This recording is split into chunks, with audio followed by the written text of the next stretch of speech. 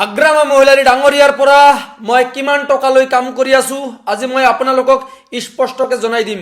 এক ভাইয়ে কমেন্ট কৰিছে যে হাগ্ৰামা মহিলাৰী ডাঙৰীয়াই তোক কিমান টকা দিছে।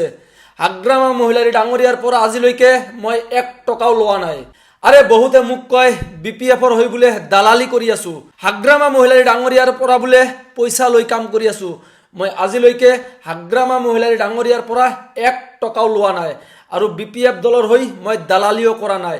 মই বিপিএফ দলৰ আইটিচিএল হিচাপতহে মই বিপিএফ দলত কাম কৰি আছো আৰু যিখিনি কাম মই কৰিছো হাগ্ৰামা মহিলাৰী ডাঙৰীয়াৰ কাৰণে বিনা স্বাৰ্থ মই সেইখিনি কাম কৰিছো আৰু আগন্তুক দিনতো হাগ্ৰামা মহিলাৰী ডাঙৰীয়াৰ হৈ সেইখিনি কাম মই কৰি যাম।